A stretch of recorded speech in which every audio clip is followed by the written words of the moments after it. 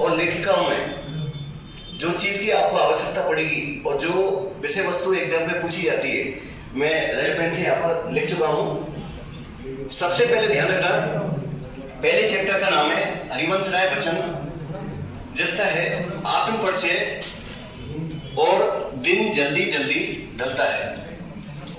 हरिवंश राय बच्चन और हरिवंश राय बच्चन की जो दो कविता है, आत्म परिचय और दिन जल्दी जल्दी ढलता है।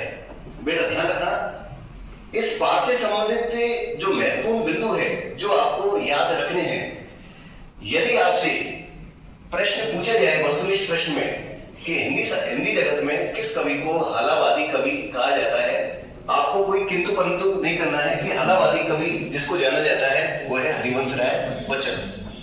हरिवंश राय बच्चन को जो हिंदी में पहचान मिली वो किसके कारण मिली? हालावाद के कारण।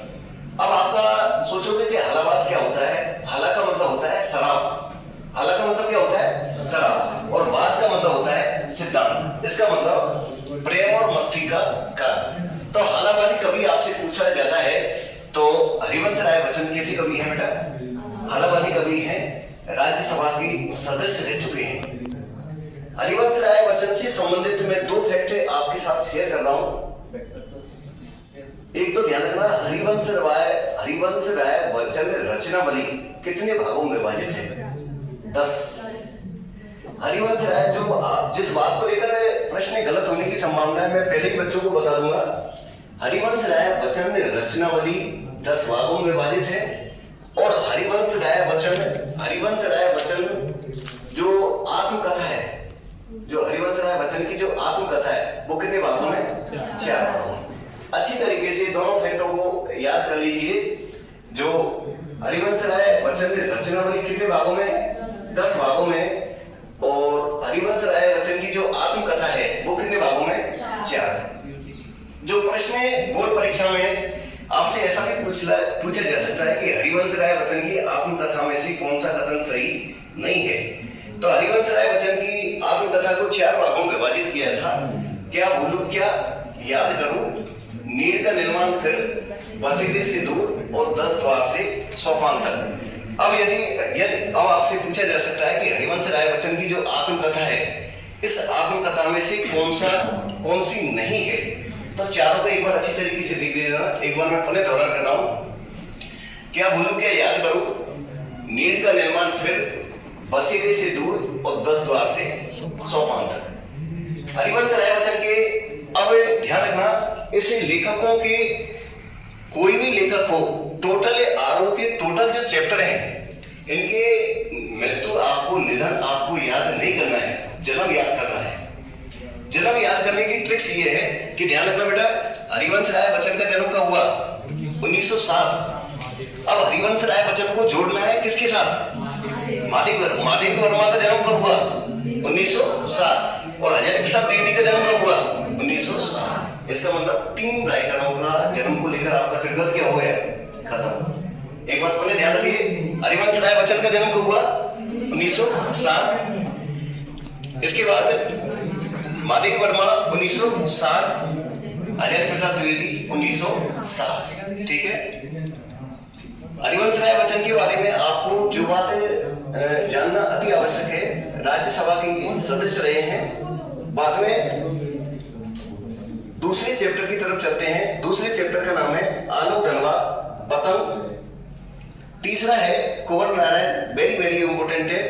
प्रत्येक स्टूडेंट से एक बार पुनः आग्रह करना चाहूंगा बेटा, जो बोर्ड परीक्षा में कल जो प्रश्न पूछने की प्रबल संभावना है, आप ध्यान रखना कि गुरुजी ने बताया था कि कुंवर नारायण की 2 कविता आपके पाठ्यक्रम में लगी हुई है। दो कविता कौन कौन सी है?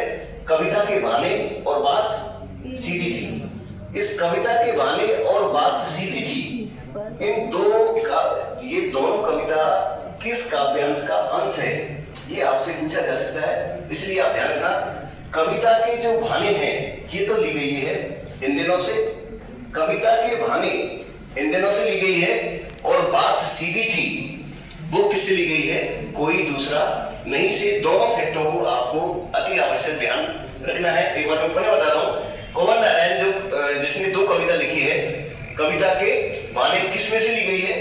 इन दिनों से, और बात सीधी थी कोई दूसरा नहीं में से। चौथे चैप्टर का नाम है रघुवीर साय। रघुवीर साय कैमरे में बंद अपाइज। ध्यान रखना, कैमरे में बंद अपाइज जो इसकी कविता है, जो रघुवीर साय द्वारा लिखी गई है, किस काव्यांश से इसको लिया गया है? लोग भूल गए में से। वेरी वेरी इंपॉर्टेंट है, अति आवश्यक, इसको ध्यान रखना है।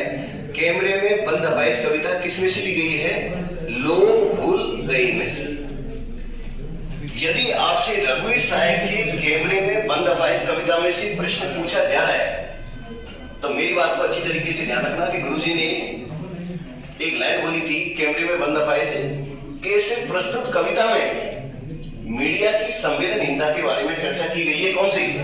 कैमरे में बंद अपाइज। मतलब उसकी कमजोरी का फायदा उठाकर शिक्षा का क्या, अपना व्यापार का क्या बना लिया है? माध्यम बना लिया है।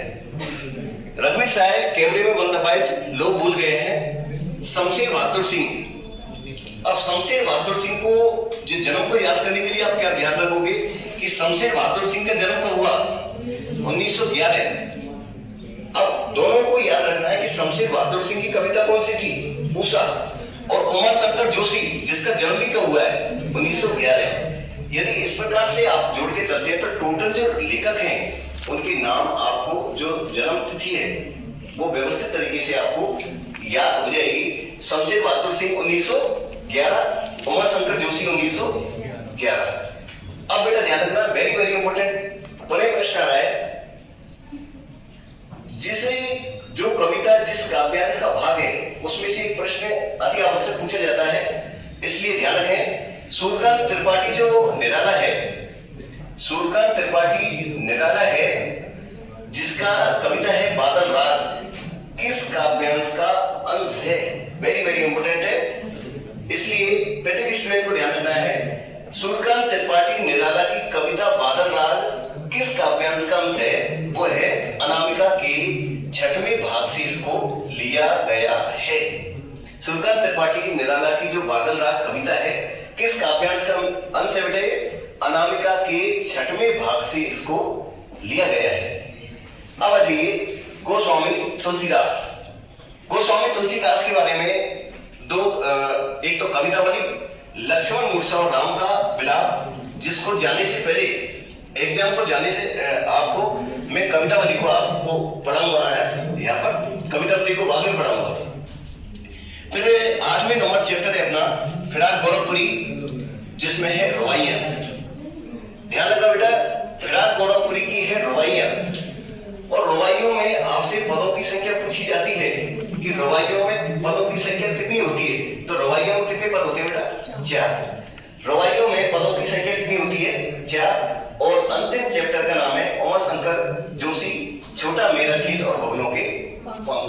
ये पद के चैप्टर हैं जिनको क्या है कि पूरा पेज रजिस्टर का बना के आप इनको जिस पैटर्न पर मैंने लिखा है वो आप लिख लेना। जो भी कंटेंट विषय वस्तु मैंने जिस टाइप से लिखी है उसको भी आप व्यवस्थित तरीके से लिख लेना। एग्जाम जाने से पहले 1-2 बार इसका रिवाइज कर देना, और रफ कॉपी में 1-2 बार लिख लोगे तो आपको पता चल जाएगा कि मेरे को पूरे याद है। अब आ जाइए गद्य में। गद्य में आप आ जाइए। गद्य में जो चैप्टर आपको पढ़ने हैं वेरी वेरी इंपॉर्टेंट है। प्रत्येक स्टूडेंट से कहना चाहूंगा कि एक तो फणीसन नाथ रेणु का जो पाठ है पहलवान की ढोलक, फणीसन नाथ रेणु पहलवान की ढोलक पाठ को एक बार नहीं आप 2 बार पढ़ने का प्रयास करें, क्योंकि इस पाठ में से वस्तुनिष्ठ प्रश्न भी आएंगे, अति लघुत्रात्मक के प्रश्न देखने को मिलेंगे, साथ ही साथ जो बड़ा प्रश्न देखने को मिलेगा, जो 5 या 6 नंबर का प्रश्न पूछा जाता है वो किसमें से बनता है बेटा? पहलवान की ढोलक में से। इस पाठ को भी मैं पढ़ाने का प्रयास करूंगा, फणीसन नाथ रेणु पहलवान की ढोलक। फिर है हजारी प्रसाद द्विवेदी सिरस के फूल। सिरस के जो फूल हैं, सिरस के फूल हैं, इनमें से भी अंदर से प्रश्न आएगा। जो सिरस के फूल हैं उसकी तुलना एक साधु से की है। सिरस के फूल की तुलना किससे की है? एक साधु से है कि एक साधु की आदत होती है कि उसका किसी भी मौसम का उस पर प्रभाव नहीं पड़ता है।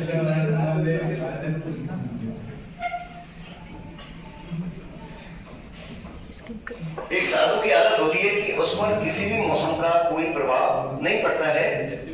सिरस के फूल उसी प्रकार जो सिरस का फूल होता है, नए सिरस के फूल उगाते हैं लेकिन सिरस के फूल कभी झड़ते नहीं है, उस पर किसी भी मौसम का क्या है कोई प्रभाव नहीं पड़ता है। तो ध्यान रखना बेटा, हजारी प्रसाद द्विवेदी ने जो सिरस के फूल लिखे हैं उसकी तुलना किससे की है? एक साधु सन्यासी से, जिसको हिंदी भाषा में कहा जाता है अवधूत। और लास्ट चैप्टर है आपका B.R. अम्बेडकर, जिसके बारे में आपको दो इंपोर्टेंट फैक्ट ध्यान रखने हैं। B.R. अम्बेडकर में इसकी 14 अप्रैल इसका जन्मदिन 1891 में, और इसकी रचनावली कई बार एग्जाम में पूछी जाती है जो मैं बाद में जिक्र करूंगा। B.R. अम्बेडकर, श्रम विभाजन और जाति पिता, मेरी कल्पना का आदर्श समाज। अब पूरे चैप्टरों में से जो प्रश्न निकल कर आ रहे हैं, एक बार तो ये ध्यान रखना, रचनावली को लेकर एक प्रश्न पूछा जाता है कि किस लेखक की रचनावली कितने भागों में विभाजित है। इसके लिए याद करने का मैं तरीका आपको बता रहा हूं। रचनावली को याद करने के लिए बेटा ध्यान रखना, हरिवंश राय बच्चन रचनावली कितने भागों में है? 10। हरिवंश राय बच्चन रचनावली कितने भागों में? 10। और 10 का आधा कितना होता है? 5। ऐसे ध्यान रखना, जो रचनावली को लेकर सबने जो प्रश्न बताया था हमको कि हरिवंश राय बच्चन रचनावली कितने भागों में है? 10। और 10 का आधा कितना होता है? 5। रेणु रचनावली कितने भागों में? 5 भागों में। हरिवंश राय बच्चन रचनावली 10 भागों में, रेणु रचनावली 5 भागों में, सूर्यकांत त्रिपाठी निराला रचनावली कितने भागों में? 8 भागों में। ये रचनावली को लेकर एक प्रश्न पूछा जा सकता है। और लास्ट है आपको very very important, B.R. Ambedkar Rachanavali कितने भागों में विभाजित है? 21 भागों में। तो 4 लेखकों की रचनावली को लेकर मैंने आपको चारों प्रश्न बताए हैं। एक बार पुनः चारों प्रश्नों का दोहरान कर रहा हूं, क्लासरूम में आपको याद हो जाए। सूर्यकांत त्रिपाठी निराला रचनावली कितने भागों में? सूर्यकांत त्रिपाठी, सबसे पहले चलो हरिवंश राय बच्चन रचनावली 10 भागों में विभाजित है। 10 का आधा कितना होगा? 5। 5 खंडों में कौन की रचनावली है? रेणु रचनावली। इसके बाद किसकी रचनावली सर? फणीश्वरनाथ रेणु। फणीश्वरनाथ रेणु रचनावली बेटा 5 भागों में। 10 का आधा कितना होगा? 5। और सूर्यकांत त्रिपाठी निराला है, निराला रचनावली 8 भागों में। और B.R. अम्बेडकर जो रचनावली है वो है 21 भागों में। चारों प्रश्न प्रत्येक स्टूडेंट को याद होने चाहिए। एक मोबाइल नंबर बता रहा हूं, ये मोबाइल नंबर कल काम आ सकता है अभी, 5, 9, 29 और 36। 5, 9, क्योंकि आप महादेवी वर्मा का जो भक्ति वाला प्रश्न आएगा उसमें जो आप विषय वस्तु जो लिखोगे, क्या रखना, जो महादेवी वर्मा का भक्ति वाला पाठ पूछा जाएगा उसमें आप जो विषय वस्तु लिखोगे उसमें भी काम आएगा। और इस पाठ से संबंधित जो वस्तुनिष्ठ प्रश्न पूछ लिए वो भी आपके काम आएगा। इसका ध्यान रखना अति आवश्यक है। ध्यान रखना, महादेवी वर्मा 5 वर्ष की आयु में क्या हुआ था उसका विवाह, 9 वर्ष की आयु में होना, 29 वर्ष की आयु में वो विधवा हुई थी। और जब विधवा हुई थी तो उसके पति की आयु कितनी थी? 36 वर्ष। 4 फैक्ट आपको ध्यान रखना आवश्यक है। देखो कौन सा है, एज इट इज जिस पैटर्न पर मैंने लिखा है इसको आप बताइए। और ये मॉडल पेपर मैंने आपको दिए हुए हैं, इन मॉडल पेपर को एक बार पढ़ के पीछे आंसर की है और एक दूसरे को शेयर कर लीजिए। एक बार पूरा बता लीजिए, पूरा पेज में बता लीजिए।